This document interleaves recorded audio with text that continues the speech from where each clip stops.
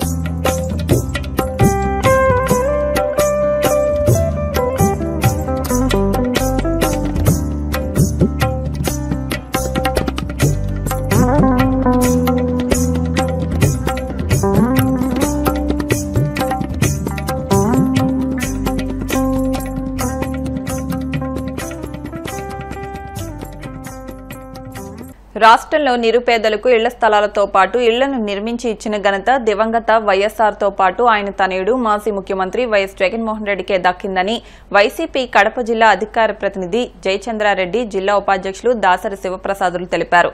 కడపలో వారు మీడియాతో మాట్లాడుతూ ముఖ్యమంత్రిగా రాజశేఖర రెడ్డి ఇందిరమ్మ గృహాలు కట్టించి పేదల సొంతింటి కలను సాకారం చేశారని, అనంతరం ఆయన తనయుడు జగన్మోహన్ రెడ్డి హయాంలో కేవలం ఇళ్ల స్థలాలు, ఇళ్ల పట్టాలతో పాటు ఏకంగా రిజిస్ట్రేషన్ చేయించి అందించడం జరిగిందన్నారు. ప్రస్తుతం కూటమి ప్రభుత్వం నిర్ణీత గడువులోగా ఇళ్లు నిర్మించుకోకుంటే వాటిని రద్దు చేస్తామని చెప్పడం దారుణమన్నారు. 8 నెలలు అయింది కూటమి ప్రభుత్వం వచ్చి ఈ రోజుకి ఒక కొత్త నాటకానికి తెరలేపింది.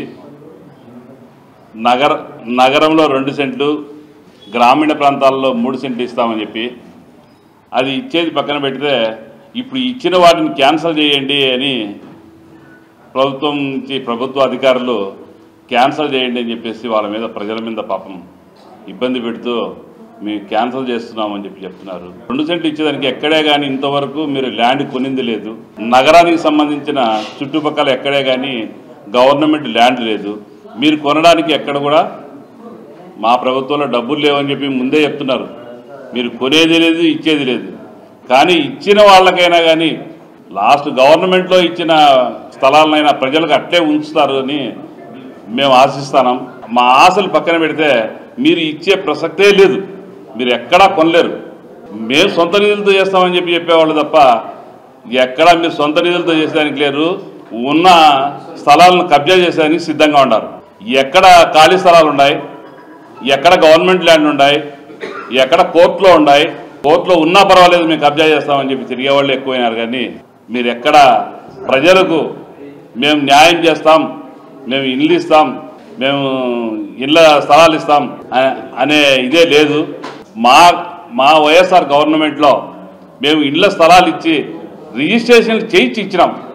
ఇంతవరకు చరిత్రలో ఎవ్వరు చేయలే.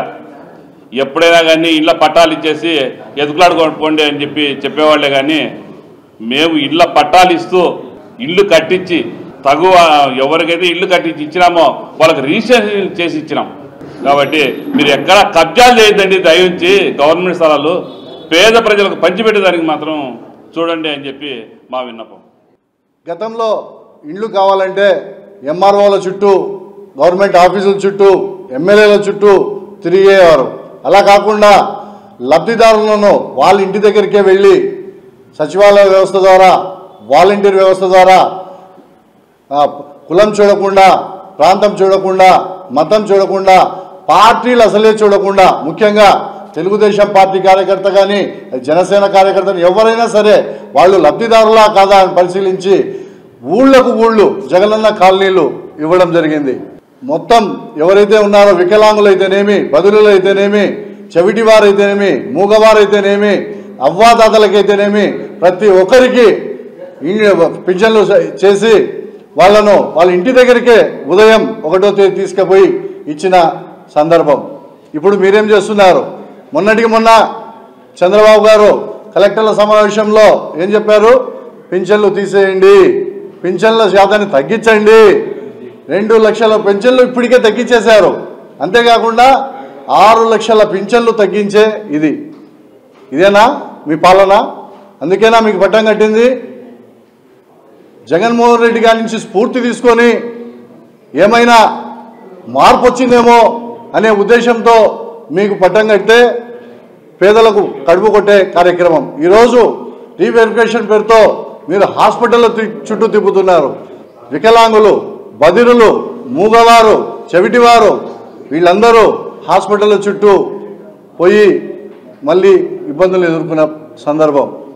మీకు ఆ విధంగా ఏదన్నా అనుమానం ఉంటే సచివాలయ వ్యవస్థ ద్వారా వారి ఇంటి దగ్గరికే పోయి వెరిఫికేషన్ చేయండి. అంతేగాని ఈ విధంగా మభ్యపెట్టడం భావ్యం కాదు, తీసేయడం అసలే భావ్యం కాదు. గుంటూరులో జాతీయ భద్రతా వారోత్సవాల్లో భాగంగా రహదారి భద్రతపై అవగాహన ర్యాలీని కేంద్ర సహాయ మంత్రి పెమ్మసాని చంద్రశేఖర్ ప్రారంభించారు. ఈ సందర్భంగా టీడీపీ గుంటూరు జిల్లా అధ్యక్షుడు తెనాలి శ్రావణ్ కుమార్ జెండా ఊపి ర్యాలీని ప్రారంభించి హెల్మెట్ ధరించండి, ప్రాణాలు కాపాడుకోండి అని పిలుపునిచ్చారు. ఈ కార్యక్రమంలో ఎమ్మెల్యేలు గల్లా మాధవి, నసీర్ అహ్మద్, బుర్లా రామాంజనేయులు తదితరులు పాల్గొన్నారు. జనవరి 2025 నుంచి కొత్త ప్రకారంగా అన్ని చలానాలు కూడా భారీగా ఫైన్ అమౌంట్ పెంచడం జరిగింది. ఎస్పీ గారి సూచనల మేరకి మన డిస్టిక్ లో అప్ ఫిబ్రవరి 25 పాత చలానాలు మాత్రమే విధించండి, పబ్లిక్ అవేర్నెస్ కల్పించండి అని చెప్పడం వల్ల డిఎస్పీ గారి ఆధ్వర్యంలో ఈస్ట్, వెస్ట్, అదేవిధంగా గుంటూరు జిల్లా మొత్తం కూడా అనేక అవగాహన కార్యక్రమాలు నిర్వహిస్తూ ప్రజెంట్ ఉన్నటువంటి చలానాలే మేము వేయడం జరుగుతూ ఉంది. దయచేసి మార్చి 1వ తారీఖు నుంచి హెల్మెట్ లేకుండా ప్రయాణించినట్లయితే ప్రస్తుతం ఉన్న 135 రూపాయలు 1035 రూపాయలు, ప్రస్తుతం డ్రైవింగ్ లైసెన్స్ లేకుండా వెహికల్ నడిపితే ఉన్నటువంటి 535 రూపాయలు అమౌంట్ 5035 రూపాయలుగా పెంచడం జరిగింది. మైనర్ కనుక డ్రైవ్ చేసినట్లయితే అది 25,000 రూపాయల వరకు పెంచడం జరిగింది. సో దయచేసి ప్రజలందరూ కూడా దృష్టిలో ఉంచుకొని ట్రాఫిక్ రూల్స్ పాటిస్తూ ట్రాఫిక్ పోలీసులకి సహకరించవలసిందిగా కోరుతున్నాం. మెయిన్ గా చెప్పాలంటే పిల్లలు వచ్చేటప్పటికి హెల్మెట్లు పెట్టుకోవడం అనేది మేజర్ ప్రాబ్లం అవుతా ఉంది. వీళ్ళందరూ కూడా అపోహలు తొలగించుకోవాలి. హెల్మెట్ల వల్ల హెయిర్ లాస్ రాదు. హెల్మెట్లు టైట్ గా పెట్టుకోవడం వల్ల, లేకపోతే క్లీన్ చేసుకోకపోవడం వల్ల, దానికి వెంటిలేషన్ లేకపోవడం వల్ల హెయిర్ లాస్ వస్తుంది తప్పించి కేవలం 10-15 నిమిషాలు, ఒక అర్ధగంట పొద్దున ఈవినింగ్ హెల్మెట్లు పెట్టుకోవడం వల్ల హెయిర్ లాస్ రాదు. రైట్ ఫిట్టింగ్ తీసుకోండి, వెంటిలేషన్ ఉండేటువంటి హెల్మెట్స్ కొనుక్కోండి.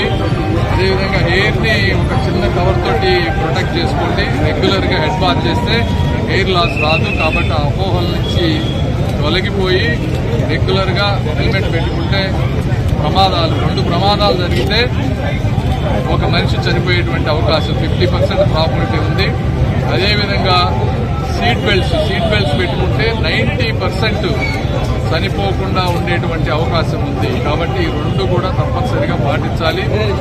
మూడోది, ట్రాఫిక్ సిగ్నల్స్ దగ్గర వచ్చేటప్పటికి ఎందుకంటే ఎట్లా పడితే అట్లా ప్రతి ఒక్కళ్ళు నేనొక్కడే అని వెళ్లకుండా ఎవరికి వాళ్ళ రెస్పాన్సిబిలిటీ తీసుకుంటే తప్పించి ట్రాఫిక్ సమస్యలు కానీ అన్వాంటెడ్ యాక్సిడెంట్స్ కానీ అన్ని తగ్గుతాయి. వీటన్నిటి మీద అవేర్నెస్ చేస్తా ఉన్నాం. ఈ కార్యక్రమానికి చేసిన అందరికీ కూడా కృతజ్ఞతలు, ధన్యవాదాలు. Thank you.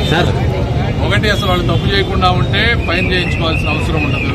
ఒకటి. రెండోది, ఫైన్ అనేది ఒక పార్టీ. భయంతో ఎప్పుడు కూడా పబ్లిక్ లో చేంజ్ అనేది కొంతవరకు వస్తుంది కానీ ఎక్కువ రాదు. అల్టిమేట్ గా అర్థం చేసుకోవాలి ఎందుకు ఇవి పెడుతున్నారు అనేది, మన ఓన్ లైఫ్ గురించి పెడుతున్నారు అనే దాని మీద అర్థం చేసుకుంటే మార్పు వస్తుంది తప్పించి భయంతో కొంతే వస్తుంది.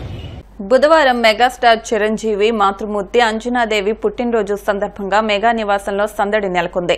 మెగా కుటుంబ సభ్యులందరూ అంజనాదేవికి బర్త్డే విషెస్ తెలియజేస్తూ ఆమెపై పూల వర్షం కురిపించారు. ఈ మేరకు చిరంజీవి తన తల్లి జన్మదిన వేడుకల గ్లింప్స్ ను ఇన్స్టాగ్రామ్ లో పంచుకున్నారు.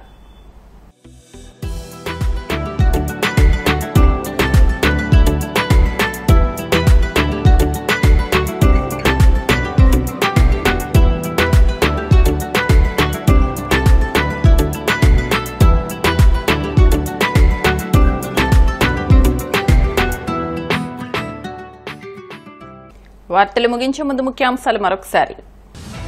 సకల శాఖల మంత్రి అందిన కాడికి దోచుకుని అజ్ఞాతంలోకి వెళ్లిపోయాడు. మాజీ మంత్రి పెద్దిరెడ్డిపై మంత్రి డోలా బాలవీరాంజనేయ స్వామి ధ్వజం. ప్రజల్ని మోసం చేయడమే లక్ష్యంగా చంద్రబాబు పనిచేస్తున్నారు. కూటమి ప్రభుత్వంపై విమర్శలు గుప్పించిన మాజీ మంత్రి చెల్లుబోయిన వేణు.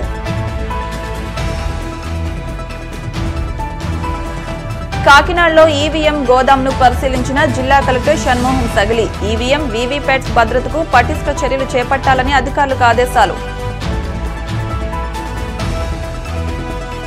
వాడపల్లి వెంకన్న ఆలయంలో ప్రత్యేక పూజలు. మంగళ వాయిద్యాల నడుమ శ్రీ స్వామి అమ్మవార్లకు మేలుకొలుపు సేవ, ఐశ్వర్యలక్ష్మి హోమం.